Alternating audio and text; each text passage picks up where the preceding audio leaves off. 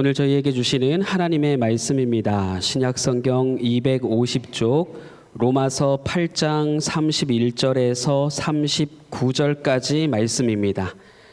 로마서 8장 31절에서 39절까지 말씀 제가 봉독해 드립니다.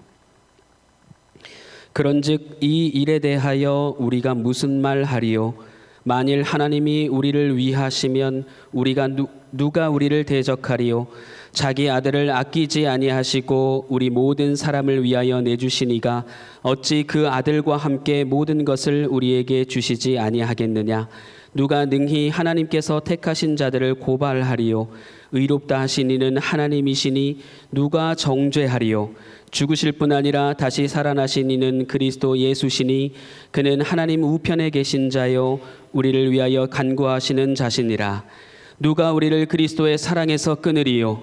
환난이나 곤고나 박해나 기근이나 적신이나 위험이냐 칼이랴. 기록된 바 우리가 종일 주를 위하여 죽임을 당하게 되며 도살당할 양같이 여김을 받았나이다 함과 같으니라. 그러나 이 모든 일에 우리를 사랑하시는 이로 말미암아 우리가 넉넉히 이기느니라.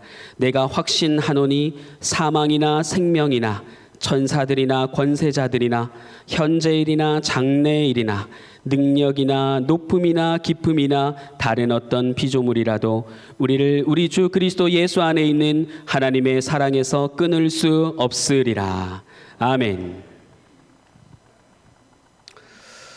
여러분 설교 시간 시작하면서 지난주에 뭐였냐고 물어보는 거 싫으시죠?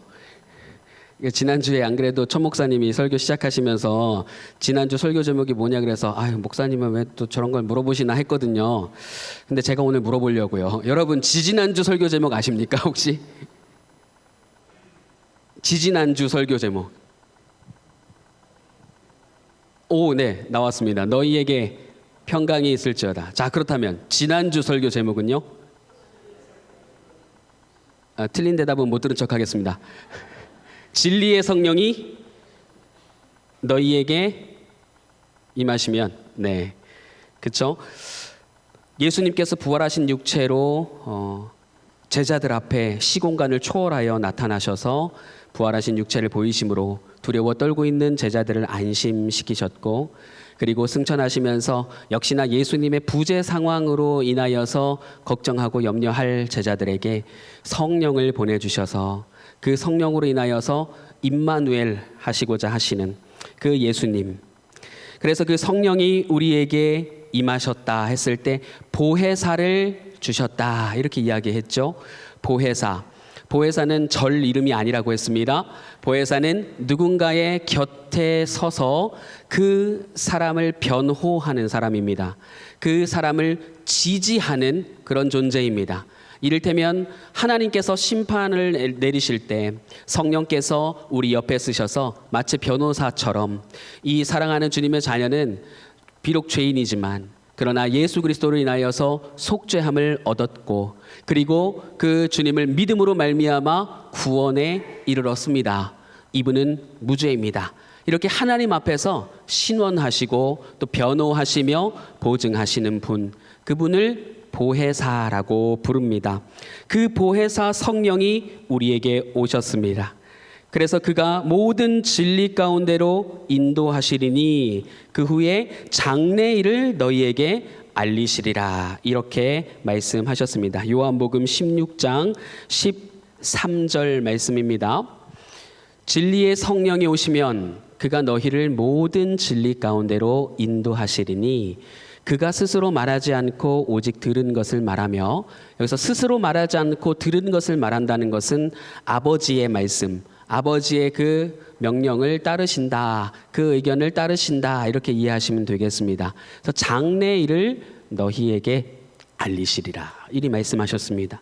여기에서 장래일이라 함은 구원에 대한 것입니다. 구원. 우리가 잘 아시는 바와 같이 구원은 우리가 받았다 이렇게 보통 고백하시지요.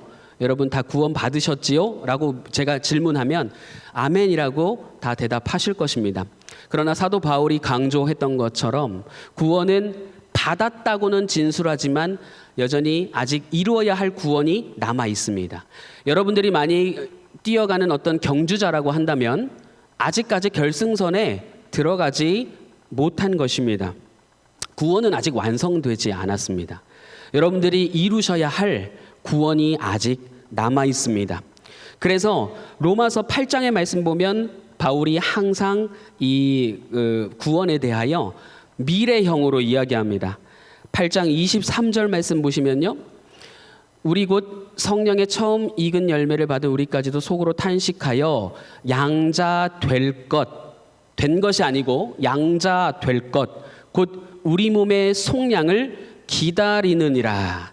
될 것을 기다린다. 이렇게 이야기하면서 구원을 미래형으로 이렇게 말하는 것을 볼 수 있습니다. 하나님께서 그럼에도 불구하고 반드시 구원을 이루실 것인데 그에 대한 확실한 보증이 무엇이냐? 하나님께서 그 구원을 이루신다고 하는 보증이 무엇이냐라고 했을 때 그 보증이 바로 성령입니다. 성령이 충만한 사람은 성령님께서 이렇게 자기 곁에 서 계시다는 것을 아주 가까이 느끼게 됩니다. 그래서 성령 충만한 사람은 구원의 보증이 있는 것이고 성령이 가까이 있으심을 이렇게 느끼지 못하고 성령으로 충만하지 못한 사람은 구원의 보증이 없는 것입니다.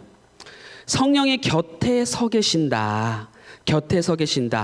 31절 오늘 본문 말씀 보시면 만일 하나님이 우리를 위하시면 이렇게 나오는데 위하시면이라고 하는 단어가 바로 곁에 서 있다 혹은 편이다. 내 편에 서 계신다라는 뜻입니다.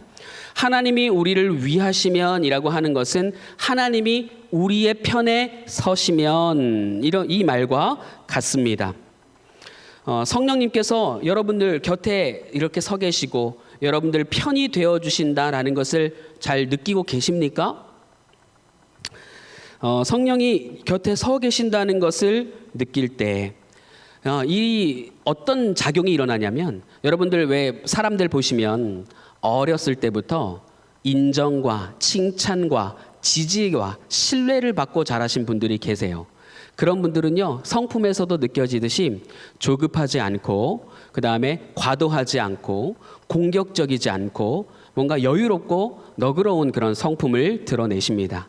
그런데 반대로 어렸을 때부터 환경적으로 부모이든 아니면 주 양육자이든 학교 교사든 간에 그 환경적인 요인으로부터 경쟁 속에서 혹은 의심과 혹은 지나친 어떤 비난 속에서 자란 사람들은 성인이 되어서도 그 성품이 조급하고 아무래도 공격적이에요. 왜냐하면 그 경쟁 속에서 늘 투쟁하면서 살아왔기 때문에 항상 공격적이고 조급하고 또 그러다 보니까 성급하게 이렇게 일을 진행할 때가 많이 있습니다. 그건 그 사람의 잘못이 아니라 그냥 그런 환경 속에서 늘 그렇게 치열하게 살아왔기 때문입니다.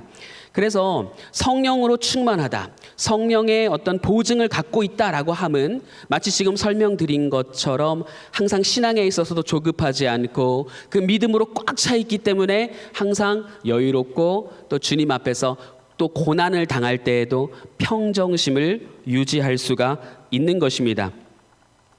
자, 그런데 그래서 이렇게 항상 성령으로 충만한 이 사람들로 하여금 하나님의 복음이 전파되게 하셨는데 늘 곁에 서서 성령이 보증해 주시고 지지해 주시고 격려해 주시고 칭찬해 주시고 주님 앞에서 이 사람은 잘못이 없습니다. 주님 좀 예쁘게 봐주세요라고 계속 신원해 주시니까 그 성령으로 충만한 사람은 항상 마음이 든든한 것입니다. 그래서 완성되지 않은 구원, 아직까지 미래까지 우리가 완성해야 할, 이루어 가야 할 그 구원을 계속해서 삶으로 완성해 가게 되는 것입니다. 그 역사가 바로 이 복음 전파의 역사이죠. 오직 성령이 너희에게 임하시면 너희가 무엇을 받고 권능을 받고 예루살렘과 온 유대와 사마리아와 땅 끝까지 이르러 내 무엇이 된다? 증인이 된다. 구원의 보증으로 오신 성령이 이렇게 충만한 사람들이 예수님의 부활의 증인으로서 그렇게 살아가는 것입니다. 말과 행동과 모든 것을 통해 예수 그리스도의 그 생명력과 명예로움과 그리고 높으심과 그 영광을 다 나타내는 것입니다. 그러니까 한간에 옛날에 그런 게 유행이었어요. 저 어렸을 때요, 우리 교사가요 이렇게 얘기했어요. 지훈이 너 이리 나와. 저 어린 시절 교회 생각하라 그러면 딱 4가지 생각나요. 하지마, 조용히 해, 가만히 있어, 안 돼. 모든 신앙생활은 이 4가지 말로 요약됩니다. 항상 저는 견제 대상이었어요. 그래서 예배 시간에 도대체 뭘 할 수 있나 싶은 거예요. 아무것도 하지 말아요. 가만히 있고 말하지도 말고 그냥 조용히만 하래요. 다 안 된다고만 하고. 어쨌든 그때 당시에 저를 가르쳤던 선생님이 계속 저를 매주마다 이렇게 협박하셨어요. 뭐라고 협박하셨냐면, 지훈이 너 지금 당장 우리 교회에 강도가 들었어. 그래가지고 총을 겨누고 내 머리에 딱 총을 갖다 대고 너 지금 예수님의 이름으로 구원받았음을 확신해 안 해? 막 그러면 너 뭐라고 대답할 거야? 초등학생인데 뭘 알겠어요. 예, 저는 확신합니다. 이러면 거짓말이고, 모르겠고 그냥 마냥 무서울 것만 같았는데, 그래서 아니요라고 대답했거든요. 아니요. 왜냐하면 들은 게 안 돼, 아니요 이거밖에 없으니까 안 돼요, 아닙니다 이렇게 대답을 했어요. 그랬더니 갑자기 등짝을 손바닥으로 팍 때리시더니 이렇게 구원에 확신이 없어갖고 되겠냐? 이렇게 오랜 시간 신앙생활을 했는데, 제가 나름 모태신앙이거든요. 그러니까 오랜 시간 동안 신앙생활을 했는데 아직까지도 그렇게 구원에 확신이 없느냐? 라면서 그 나중에는 어떻게 했을까요? 매주마다 그러셨다니까요. 너 오늘은 구원에 확신 있어 없어? 그 다음에 제가 뭐라고 했을까요? 예, 있습니다. 근데 언제 몇 월 며칠에 몇 시에 그렇게 구원의 확신이 들었어? 이렇게 또 물어보시는 거예요. 구원파인 줄 알았어요. 진짜 맨날 매주마다 그렇게 스트레스 받으면서 신앙생활을 했거든요. 어린 나이에도 불구하고요. 그런데 그런 환경에서 자라다 보니까 뭔가를 자꾸 증명해내고 뭔가 그렇다라고 대답해야 할 것만 같았던 그런 이제 환경에서 자랐거든요. 근데 어찌되었든 이 성령으로 충만하다 하는 것은 이렇게 누군가 강압적으로 시켜서 뭐 협박해서 아니면 외부의 어떤 외압을 통해서 고백을 받아내는, 마치 취조해서 거짓 응답을 받아내는 것처럼 그렇게 하는 게 아니었다라는 것입니다. 모든 말과 행동에서 정말 예수님의 성품이 바로 저런 거구나. 저는 어렸을 때 그 합동측 교회에서 신앙생활 했는데 강대상을 밟고 넘어다녔거든요. 무슨 말인지 이해되세요? 옛날에 꽃꽂이 하면 옆에 이렇게 뭐 세워놓잖아요. 그거부터 시작해서 밟고 여길 밟고 지금 정확하게 여길 밟고 넘어다녔어요. 그 정도로 아주 말썽꾸러기였습니다. 그러니까 맨날 선생님한테 손 들고 서 있어. 손 들어가 막 찬양 중에 손 들어, 이게 아니고 이 손 들어입니다. 가만히 손 들고 예배드려 너는. 그래서 항상 손 들고 예배드리고. 그러면 저희 어머님이 또 이제 화가 많이 나실 거 아닙니까? 그러면은 도끼 눈을 뜨고 너 집에 가면 죽어 맨날 이래요. 딱 예배 중에 멀리서 보고 이래요. 그러면은 제가 어떻게 하냐면 목사님 설교가 끝나기 전에 빨리 자야 돼요. 빨리 잠들면 엄마가 저를 업고 가십니다. 그러니까 업고 가면 집에 가면 혼난다 안 혼난다? 안 혼난다. 거의 이거 신앙을 주입당하는 식으로 그렇게 살았거든요. 근데 제자들은 그렇지 않았습니다. 성령으로 충만하다는 건 이렇게 강제로 되는 게 아니고요. 내가 이렇게 해야지 결단해서 되는 것도 아닙니다. 그냥 자연스럽게 정말 성령이 충만하다면 예수님의 그 생명과 자비로움과 그 인자하심을 있는 모습 그대로 그냥 모든 삶의 전반의 영역에서 증언을 하고 증거하게 되는 것입니다. 그래서 이렇게 각자의 삶을 통해서 하나님의 영광을 드러내고 특별히 주님의 그 복음을 증거할 때 마치 이 복음이 나와 하나인 것처럼, 다시 말하면 예수님의 죽음이 나의 죽음이고 예수님의 부활이 나의 생명이다, 이렇게 여기면서 아주 주님과 긴밀한 연동성을 가지고 살아가게 되는 것이죠. 동시에 지난주 말씀처럼 이러한 성령이 우리에게 임하시면 죄에 대해서 의에 대해서, 심판에 대해서 깊이 깨닫게 하시거든요. 그러니까 날마다 신앙생활을 할수록 나의 죄에 민감하게 됩니다. 그러니까 이 세상에서 나만큼 나쁜 사람이 없는 거예요. 이런 걸 전문 용어로 죄장아찌라고 부릅니다. 죄에 아주 깊이 잠겨서 절어버리는 그런 상황. 그러니까 이거는 선교단체에서 쓰는 단어인데요. 얼마만큼의 자신의 죄를 깊이 인지하는지 마치 그게 장아찌 담근 것 같다 이렇게 표현해가지고 그런 용어들을 썼었어요. 그만큼 정말 이 죄에 대해서 민감하게 생각하니까 이 세상 모든 사람들은 다 나보다 착해요. 그러니까 사도 바울이 이렇게 권면하죠. 다른 타인들, 형제 자매들을 나보다 낮게 여기고, 근데 그 낮게 여기는 게 그래 나보다 낮게 여겨야지, 나보다 다 잘한다 아유 나보다 못한 게 확실하지만 그래도 내가 억지로 좋게 여겨야지, 그게 아니라 그만큼 자신이 죄에 대해서 깊이 탄식하며 기도하며 인식하기 때문에 다 모든 사람들이 나보다 나아 보이는 거예요. 세상에 지하철 3호선을 타고 가는데 한 무더운 여름이었어요. 한산에서 에어컨 빵빵하게 틀어놓고 얼마나 시원하게 한산하게 가고 있는지 평안했죠. 근데 이제 역을 하나하나 지나갈 때마다 사람들이 한 명 한 명 타기 시작해요. 바글바글 꽉 차니까 점점 조금 답답해지기 시작했어요. 그런데 문이 탁 열리고 웬 120km 정도 돼 보이는 50대 남성분이 딱 타시는 거예요. 근데 이렇게 다 사람들이 나름대로 꽉 차 있는데 제 옆자리만 딱 비어 있는 거예요. 그래서 마음속으로 생각했어요. 오지 마라. 근데 꼭 그러면 어떻게 돼요? 와요. 그래서 옆에 와서 탁 앉는 겁니다. 갑자기 좁아졌어요. 답답해졌어요. 근데 앉을 때 그냥 앉으면 다행이에요. 옷을 깔고 앉은 거예요. 옷을 깔고 앉아가지고 이걸 어떻게 빼지 고민해. 괜히 이렇게 좀 티나게 말하면 이분이 또 괜히 자존심 상해할 수 있으니까 슬쩍 빼려고 시도합니다. 빠져요? 절대로 안 빠집니다. 이걸 어떡하지? 결국 얘기를 하는 거예요. 이거 실례하지만 옷이 좀 꼈습니다. 빼겠습니다. 이렇게 얘기하니까 머쓱하면서 이렇게 사과 한마디 없이 옷만 쓱 뺀 거예요. 야, 근데 일단 거구시니까 팔다리가 접힙니까? 안 접힙니까? 안 접혀요. 쩍벌남이라고 들어보셨습니까? 다리를 벌리고 앉는 거예요. 이게 안 접어지는 거예요. 살이 찌셔서. 그러니까 이제 점점 저는 갈 곳을 잃어가죠. 그렇다고 다른 곳으로 이동할까 하면 너무 티가 나잖아요. 이분이 또 괜히 기분 나빠하셔서 갈등이 일어날 것 같아요. 그러니까 이러지도 못하고 저러지도 못하고 안절부절 못하면서 그냥 있었어요. 근데 다음 역에 웬 20대로 보이는 정말 아리따고 예쁜 여인이 딱 탄 거예요. 그래서 그래 이렇게 답답하고 지금 이분 때문에 기분이 상하려고 하는데 저분이나 보면서 좀 그냥 좀 위안을 삼자 이러고 있는데 그 손에 너무너무 예쁜 파랑색 모자가 딱 들려 있는 거예요. 이야, 세상에 저렇게 생긴 모자가 다 있어? 근데 모자가 좀 작아 보이는 거예요. 저 사람이 쓰는 모자가 맞나? 아니면 손에 들고 다니는 모자인가? 뭐 별의별 생각을 다 하면서 모자에 푹 빠져 있었어요.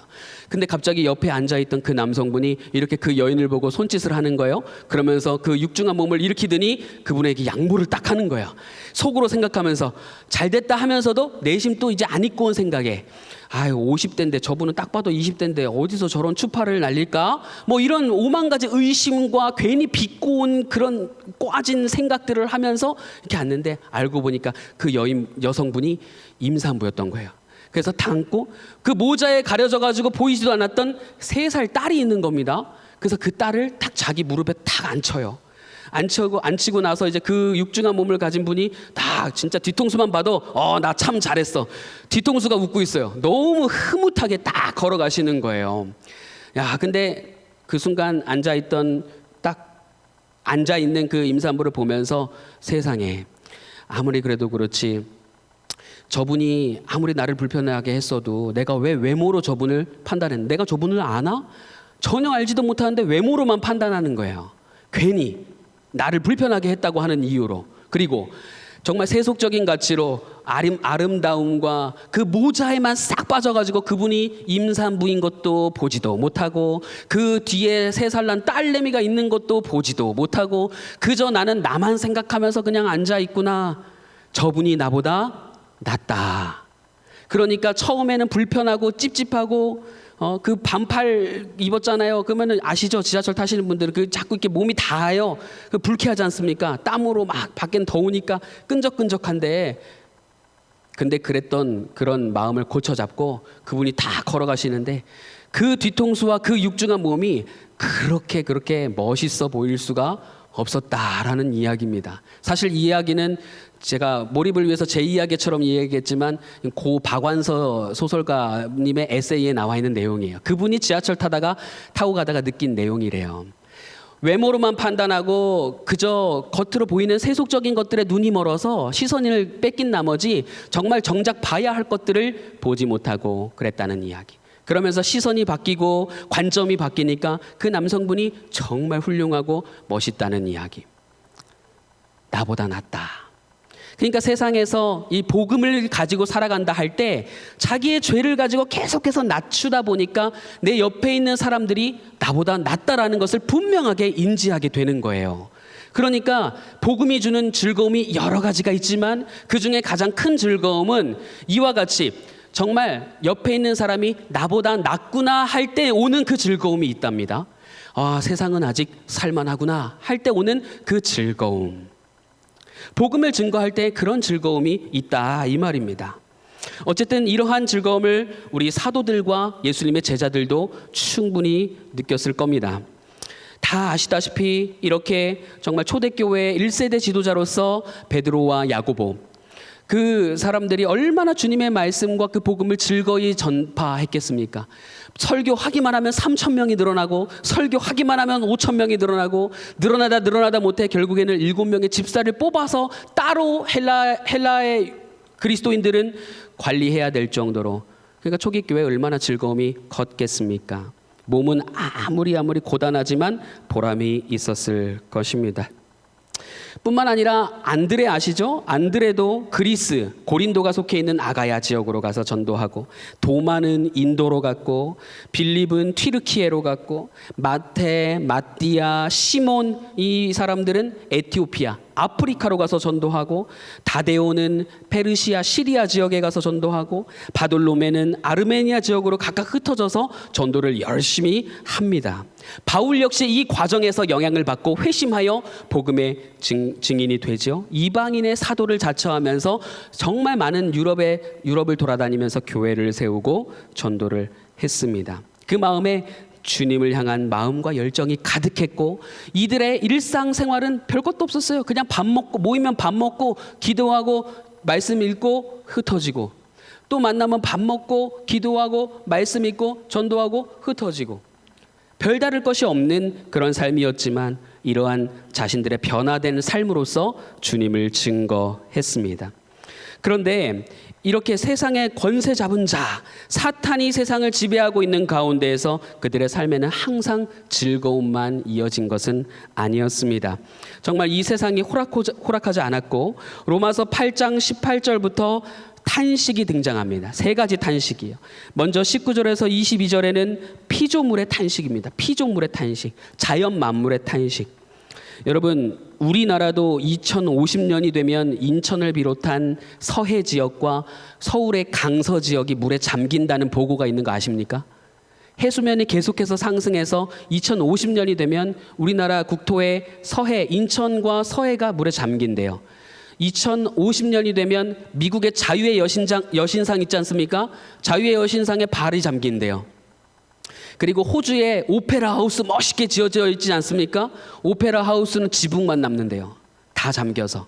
그 정도로 지금 우리 기후의 변화로 인하여서 환경 오염과 이 기상 악화, 기상 이변으로 인하여서 정말 식량도 부족한 상황, 여러 가지로 정말 힘든 상황이 예측되고 있습니다. 그런 가운데 이 하나님의 사람들은 성령으로 충만하기 때문에 믿음의 형제 자매들 뿐만 아니라 이러한 피조물과도 다 연동이 되어 있는 거예요. 아까 전에 주님과도 연동되어서 주님의 죽음이 내 죽음이고 주님의 부활이 내 생명이다 하셨던 것처럼 이 피조물의 고통도 자기가 오롯이 느낄 정도로 그만큼 민감한 감각을 가지고 살아가는 것이 그리스도인들이었습니다. 23절에서 25절에는 하나님의 자녀들의 탄식이 이어지고, 또 그 자녀들의 탄식을 함께하는 26절, 27절에서 성령의 탄식이 이어집니다. 그들은 복음을 증거하면서 예수님이 당하셨을 고난을 이러한 삼중 탄식을 통해서 더 깊이 깨달았을 것입니다. 로마서 8장 18에서 19절 말씀입니다. 현재의 고난은 장차 우리에게 나타날 영광과 비교할 수 없도다. 피조물이 고대하는 바는 하나님의 아들들이 나타나는 것이니. 지금 현재의 고난을 굳이 아직 나오지 않은 장차의 영광과 비교하면서 지금 아주 힘차게 참고 있는 것입니다. 온 힘을 다해서 참고 있는 것입니다. 그만큼 지금 삶이 고달프다는 얘기예요. 22절 말씀도 띄워주세요. 8장 22절 말씀 보면 피조물이 다 이제까지 함께 탄식하며 함께 고통을 겪고 있는 것을 우리가 아느니라. 이렇게 자기 혼자만 힘들어도 정말 인생을 감당하기가 쉽지 않고 자신의 고통만 느껴도 힘든데 주님의 고통, 또 형제 자매들의 고통, 그리고 온 피조물의 고통까지 자기의 육체와 마음 가운데 담으니까 그 고통이 얼마나 컸겠습니까? 게다가 이 성령의 역사는요, 곧 피의 역사입니다. 박해의 역사입니다. 배교의 역사입니다. 수많은 사람들이 믿음에서 파선했고 수많은 사람들이 그에 반해 믿음을 지키려다가 목숨을 잃었습니다. 왜 그럴까요? 복음의 특성 때문에 그렇습니다. 복음이라는 것 자체가 굉장히 변혁적이에요. 예수님께서 당하신 십자가형도 역시 정치 사범들을 사용하는 그 정치적 사형 틀이었지 않습니까? 예수님이 국가를 전복시킬 주동인물, 위험인물로 지목되었기 때문에 십자가형을 당하셔서 돌아가신 거였거든요. 로마의 황제를 숭배하지 않고 그 예수 그리스도를 왕이라고 부르는 그리스도인들은 더군다나 다 위험분자들이었던 거예요. 그러니까 로마 군사들이 예수님을 믿고 따르고 전하는 사람들을 잡아다가 다 핍박하고 고문하고 잔인하게 죽일 수밖에 없었던 것입니다. 이러한 상황 속에서 이렇게 박해가 극심해질수록 성령님을 더욱 의지했다라는 것이죠. 소망을 잃지 않기 위해서 끝까지 분투했다라는 것입니다. 로마서 8장 24절에서 25절 말씀입니다. 우리가 소망으로 구원을 얻었음에 보이는 소망이 소망이 아니니 보는 것을 누가 바라리요? 만일 우리가 보지 못하는 것을 바라면 참음으로 기다릴지니라. 그만큼 박해가 심각했고 고통스러웠기 때문에 소망으로 계속해서 참고 기다렸다, 이렇게 말씀하고 있습니다. 26절 말씀에도 이렇게 기록되어 있습니다. 성령도 우리의 연약함을 도우시다니 우리는 마땅히 기도할 바를 알지 못하나 오직 성령이 말할 수 없는 탄식으로 우리를 위하여 친히 간구하느니라. 도무지 헤어날 방법이 없는 거예요. 다 숨어서 예배드리는데 그리스도인들이 착하잖아요. 순진해요. 그러니까 이웃집에 누가 와갖고 복음 믿고 구원받겠다고 하면 감사하다고 해. 그래서 같이 예배를 드리고 떡을 나눕니다. 근데 그 전도됐던 사람이 다음날 가서 어떻게 해요? 신고해요. 그러면 군인들이 잡으러 와서 그리스도인들을 다 잡아가는 겁니다. 성령께서 이러한 자신들의 연약함과 고통에 함께 탄식으로 함께하고 계시다는 것을 이분들은 뼈저리게 느끼고 있었습니다. 탄식 속에 있었던 그리스도인들, 초대교회의 이 사도들과 그리스도인들의 그 마지막 모습은 어떠했을까요? 사도 요한을 제외하고 성경과 성경과 동시대에 쓰여졌던 그 1세기 역사가 요세푸스의 기록 등을 보면 예수님의 제자들은 거의 다, 전부 다 십자가에 못 박히거나 창과 활에 찔리거나 참수당하거나 성전에서 떠밀려서 추락사하거나 아니면 산채로 살가죽이 벗겨지고 돌에 맞아서 다 순교했다 기록되어 있습니다. 수많은 그리스도인들이 화형을 당했고 원형 경기장의 가운데 풀어진 상태로 그 가운데 로마 검투사들이나 혹은 야생 사자를 풀어서 비참하게 잔인하게 죽임당하도록 만들었습니다. 더군다나 그것이 더 비참했던 이유는 그렇게 그리스도인들이 고문당하고 죽임당하는 것을 마치 오늘날 스포츠 경기를 보는 것처럼 로마 시민들과 군중들이 그걸 다 구경하면서 환호하고 박수쳤으며 그들의 죽음 이후에는 성대한 잔치, 축제가 열렸습니다. 이게 잔인한 로마의 문화였습니다. 예수 그리스도를 부인할 것이냐, 그래서 황제를 숭배할 것이냐, 이 고민 앞에 많은 그리스도인들이 다 실패했습니다. 그러나 그 중에서도 그 지조, 믿음의 지조를 지키면서 끝까지 자신의 믿음을 지켰던 사람들은 결국 이렇게 다 잔인하게 순교할 수밖에 없었습니다. 순교 당할 수밖에 없었습니다. 예수 그리스도를 부인할 수 없어서 화형당했던 폴리캅이라고 알려진 폴리카르포스. 이 사람이 십자가에 매달린 채 발밑에서 이제 불이 딱 붙어서 온몸에 불이 붙어가는 순간 이렇게 외쳤다고 합니다. 지난 86년 동안 우리 주님은 나를 한 번도 부당하게 대우한 적이 없습니다. 그런데 지금 잠깐의 이 고통을 위하여 내가 우리 주님을 배신하고 부당하게 대할 수는 없습니다. 그러면서 장렬하게 그렇게 화형에 처해졌다라는 것입니다. 또한 당시에 꼭 어렵고 가난한 사람들이 예수님을 많이 믿었지만 그 와중에 귀족들도 예수님을 믿는 사람들이 있었습니다. 한 귀족은 단두대 위에서 이렇게 외쳤습니다. 내 마음을 조사해봐라. 그리스도를 향한 사랑밖에는 찾을 수 없을 것이다. 이렇게 외치면서 그렇게 마지막까지 주님을 향한 사랑과 믿음을 증명했습니다. 이 이야기들은 다 1세기, 2세기의 이야기입니다. 그런데 이 이야기들 그리 먼 이야기가 아닙니다. 우리 이 순교의 역사, 이 피의 역사가 남 얘기로 끝나는 것이 아니라 바로 우리 신당중앙교회까지 이어졌습니다. 불과 70년 전이에요. 우리 교회 2대 당회장 목사님이신 고 안길성 목사님. 여러분 다 들어보셨죠?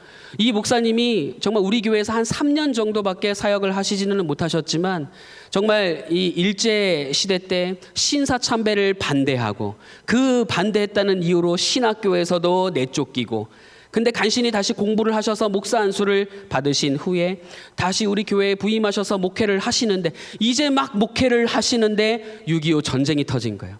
3일 만에 서울이 수복되고 점령당해서 이제 피난길에 올라야 하기 때문에 교인들을 챙기고 또 자신의 가족을 피난 보내기 위해서 떠나보내는 그 자리에서 목사님도 가시지요 하는 그 교인들의 그 재촉 앞에서 내가 어찌 교회와 교인들을 버리고 가겠습니까? 그렇게 외치시면서 가족들은 떠나보내고 이 교회에 남으셔서 끝까지 투항하시고 끝까지 이 교회를 위해서 기도하셨습니다. 그분이 바로 우리 교회의 제2대 당회장님이세요. 남은 6월 달에 전쟁이 일어나고 8월 달에 북한으로 피랍되셨는데 그 2달여 동안 이분의 삶이 놀랍습니다. 그동안 형편이 너무 어렵다 보니까 정말 이 교역자에게 드리는 사례비가 얼마 되지 않아서 때때로 쌀도 빚져야 하고 콩나물도 빚져서 외상으로 먹으셔야 했나 봐요. 근데 그동안 이 2달의 기간 동안 성도들의 가가호 쌀집, 콩나물집 다 들르면서 내가 그동안 외상으로 먹은 게 얼마냐, 내가 그걸 갚겠다 하면서 다 갚으시고 그리고 또 뭔가 용서해야 하고 서로 용서를 받아야 할 일이 있으면 그 일들을 위해서 서로 화해하고 뿐만 아니라 잡히시던 그날까지도 마지막까지도 신방을 하신 거예요. 머리가 아파서 누워 계신 그 성도의 집을 신방하시고 아침도 못 먹고 아침길 일찍 신방 갔다가 기도를 해드리고 이제 아침 드시러 나가는 길인데 그 길에서 북한 인민군에게 잡혀가셨다. 이렇게 기록이 되어 있었습니다. 그 마지막 안길성 목사님의 마지막 신방하신 분이 바로 우리 홍문유 장로님의 어머님이라고 기록이 되어 있었습니다. 물론 기록에 약간의 차이는 있습니다. 교회에서 밤낮으로 교회가 인민군에게 그 식량 창고로 쓰이게 되면서 점령당했을 때에 교회 본당에서 지키시면서 기도하시다가 잡혀가셨다라는 기록도 있어요. 약간의 이질감은 있지만 그래도 8월 23일 날 그렇게 피랍되신 것은 분명한 것으로 보입니다. 끝까지 예수 그리스도와 성도를 사랑하고 또 교회, 몸된 교회를 위하여서 자신의 몸을 아끼지 않았던 그 순교의 역사가 우리 교회에도 이어졌다는 점이 저는 참으로 자랑스럽고 또 감사하게 되는 그런 내용이라 생각합니다. 여러분, 그런 노력이 없었다면 우리에게 지금 이렇게 편하게 시원하게 앉아서 찬양하고 시원하게 이렇게 앉아서 편안하게 예배드릴 수 없었다고 생각합니다. 도마를 통하여서 인도의 복음이 전파되고 그 인도에 전파된 기독교가 중국으로 건너와서 중국에서 경교라고 하는 이름으로 우리나라에까지 전파되었다는 역사적 기록도 있고 유물도 있어요. 그러한 희생의 헌신, 희생과 헌신이 없었다면 우리는 이 복음을 받아들일 수가 없었습니다. 여러분, 예수 그리스도 그분의 그 사랑이 이러한 우리의 삶으로 드러나야 합니다. 이처럼 복음은 순교자들을 통해 증거되고 우리에게 전파되었다고 했는데, 이렇게까지 얘기하면 항상 이렇게 얘기하시는 분들이 계세요. 목사님, 굳이 그렇게까지 해야겠습니까? 굳이 우리한테 그런 얘기까지 하셔야만 했어요? 아직까지 우리는 평안한 가운데 이렇게 즐겁게 신앙생활하고 있는데 그런 얘기를 들으면 너무 떨리지 않습니까? 너무 걱정되고 두렵지 않습니까? 근데 여러분, 죄송하지만 그렇게 이렇게까지 굳이 이렇게까지 해야겠습니까? 라고 반문하는 분들에게는 이러한 순교의 영광이 뭔지, 그를 향한 성령의 탄식이 뭔지, 그 온 우주 만물이 그 영혼과 함께 연동되어서 함께 호흡하고 교통한다는 것이 뭔지 영원히 알지 못할 것입니다. 자기 목숨을 내어놓으신 예수 그리스도의 마음이 어떤 마음인지 다 알 길이 없는 것이죠.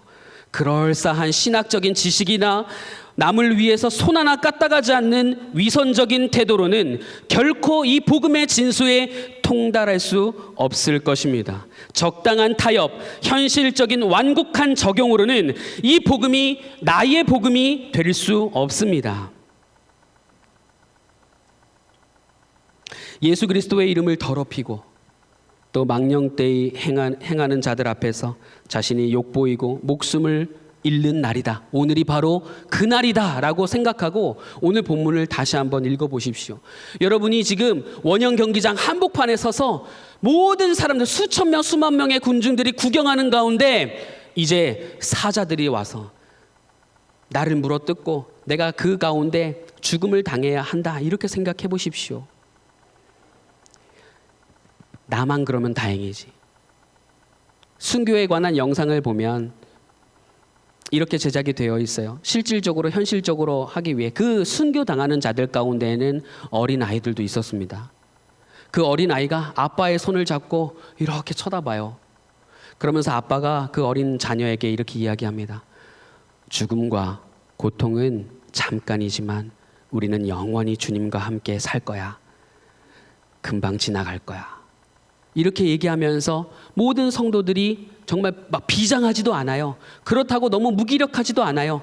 담대한 눈빛으로 그 원형 경기장에 그 가로막힌 문이 열리고 그리고 그 가운데 사자들이 뛰어나올 때 그냥 피하지도 않고 도망가지도 않고 비명 지르지도 않으며 그냥 그 가운데 그렇게 순교당하는 그런 모습을 보게 됩니다. 여러분, 저는 성서학자입니다. 오늘 본문을 언어학적으로 맥락으로 다 분석해서 얼마든지 설교할 수 있어요. 그러나 오늘 바라는 것은, 저는 오늘 본문이 오히려 이러한 순교자의 심정으로 다시 한번 읽었을 때 이 본문이 여러분들에게 조금 더 가까이 느껴지기를 원합니다. 지식적으로 이 본문을 깨닫고 배우는 것이 아니라 이 본문이 지금 제가 말씀드렸던 이 참혹하고 이 정말 피할 것 없는 비참한 상황 가운데에서 오늘 본문을 다시 한번 읽어보십시오. 그리고 여러분들 잘 아는 주기도문도 정말 내가 지금 당장 곧 죽는다 생각하면서 그 주기도문을 함께 읽어보십시오. 어떤 느낌으로 와닿을지. 오늘 본문을 한번 다시 읽겠습니다. 오늘 제가 아까 성경 봉독할 때 읽었던 그 화면을 좀 띄워주시면 좋겠습니다. 지금 이 심정으로 35절부터 읽겠습니다. 35절부터 39절 마지막 절까지 우리 다 같이 큰 소리로 읽겠습니다. 시작. 누가 우리를 그리스도의 사랑에서 끊으리요? 환난이나 곤고나 박해나 기근이나.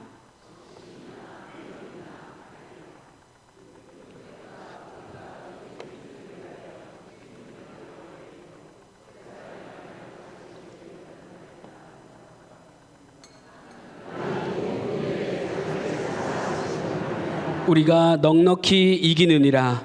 내가 확신하노니 사망이나 생명이나 천사들이나 권세자들이나 현재일이나 장래일이나 능력이나 높음이나 깊음이나 다른 어떤 피조물이라도 우리를 우리 주 그리스도 예수 안에 있는 하나님의 사랑에서 끊을 수 없으리라. 아멘. 이 말씀은 이들에게는 승리의 노래가 됐을 것입니다. 구원의 노래가 됐을 것입니다. 아이의 손을 붙잡고 외치는 이 말씀이 그 어떤 것도 하나님의 사랑에서 끊을 수 없을 거야 라고 얘기하면서 그 마지막 죽음을 맞이하는 그들의 심령이, 그 심정이 오늘날 우리에게 전해지기를 원합니다. 여러분, 세 가지만 기억합시다. 첫째, 회개합시다. 우리 안길성 목사님께서 그렇게 삶의 모범을 보여주신 것처럼 빚을 갚고 상처 주는 말했던 것 사과하고 서로 용서를 빕시다. 그렇게 하시길 바랍니다. 둘째, 우리 하나님께 감사합시다.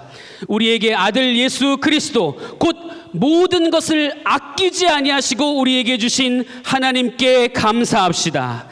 셋째, 믿음을 위해 기도합시다. 이러저러한 외적인 이유로 믿음에서 파선하지 않길 바랍니다. 성도 여러분, 우리 세상 끝날 우리 주님 맞이할 때 우리 모두 다 함께 믿음에 파선하지 않고 온전한 믿음으로 주님 앞에 발견됩시다. 그리고 마지막으로 이 한 가지만 기억합시다. 우리를 위한 최초의 순교자 예수 그리스도, 우리를 위해 최초로 목숨을 잃으신 예수 그리스도를 이 순교자 기념주일에 기억하기를 원합니다. 그분을 통해 만일 하나님이 우리를 위하시면 우리에게 예수 그리스도를 보여주실 것입니다. 하나님이 가룟 유다처럼 배신하며 연약한 믿음을 가지고 있는 우리를 위하시면 하나님의 마음을 가슴에 품은 우리의 믿음의 형제 자매들을 붙여주실 것입니다. 마지막으로 만일 하나님이 우리를 위하시면 그 무엇도 하나님의 사랑에서 끊을 수 없게 하실 것입니다. 이 사랑이 여러분들을 견인하기를 진심으로 바랍니다. 아버지 하나님, 우리에게 순교의 역사를 통해 복음을 전파해 주셔서 감사합니다. 하나님, 우리의 삶은 너무나 부유하고 너무나 안일한 가운데 있습니다. 아버지 하나님, 이 순간에도 믿음을 위하여서 기도하는 자들을 주님께서 위로하여 주시고 그 가운데 성령을 보증으로 주셔서 아버지 하나님, 그 가운데 믿음으로 든든히 서갈 수 있도록 아버지 하나님께서 역사하여 주시옵소서. 그 무엇으로부터도 끊을 수 없는 하나님의 사랑이 우리 공동체 가운데 넘치게 하여 주시며 또한 아직 우리가 이루어야 할 구원을 향하여서, 구원을 위하여서 우리가 남은 삶을 모든 말과 행동으로 완성해 갈 수 있도록 하나님 우리를 인도하여 주시옵소서. 하나님께서 우리 편에 서셔서 우리를 위하시며 우리와 함께 하심을 믿습니다. 주님을 믿는 그 믿음으로 승리하게 하여 주시옵소서. 우리 주 예수 그리스도의 이름으로 기도하옵나이다. 아멘.